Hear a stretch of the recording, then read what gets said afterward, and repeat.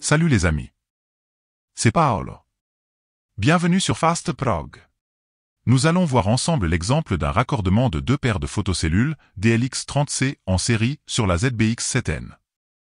Cette configuration vous permet de brancher plusieurs paires de photocellules sur une entrée de sécurité si par exemple, il ne vous reste qu'une entrée libre sur la ZBX7N.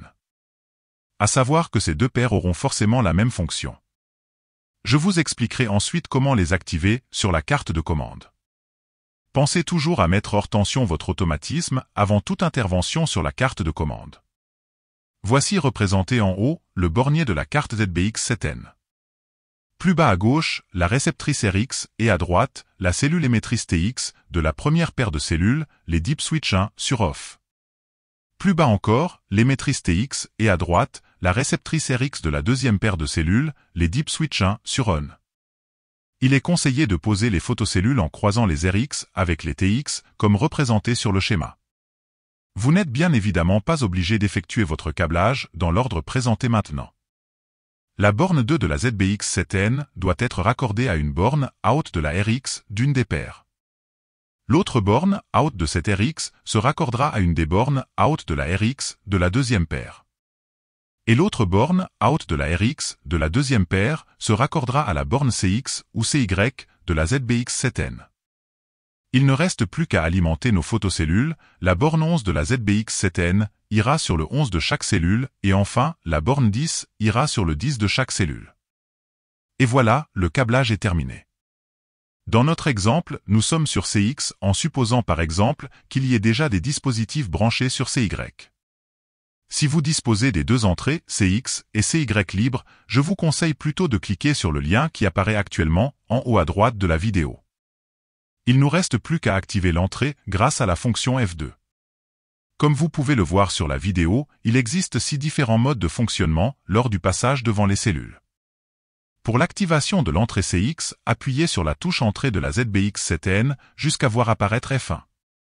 Puis appuyez sur la flèche de droite pour atteindre F2.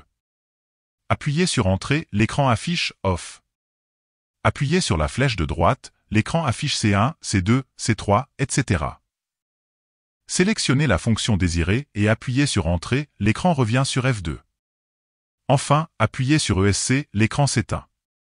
Si au contraire, la carte affiche un défaut de sécurité C1 ou C2 ou autre C, cela signifie qu'il y a un souci de câblage, d'alignement ou d'alimentation sur une ou les deux paires de photocellules.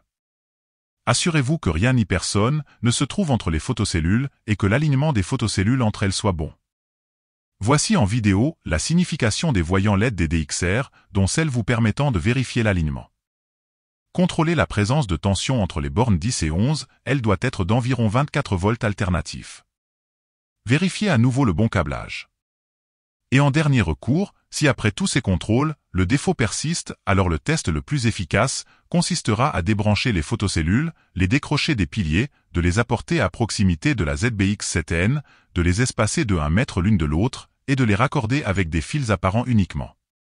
Cette technique vous permettra de déterminer si vos photocellules sont défectueuses ou pas, puisque vous ne pourrez plus avoir de doute sur le raccordement ou l'alignement.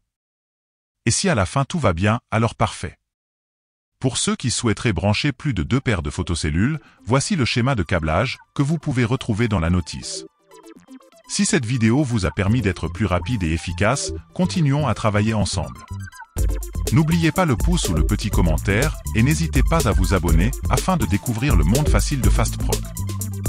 De nouvelles vidéos sont fréquemment ajoutées. Pour la programmation de vos télécommandes, d'autres dispositifs de sécurité ou l'accès direct à la chaîne, cliquez sur le lien qui vous intéresse. Arrivederci alla prossima!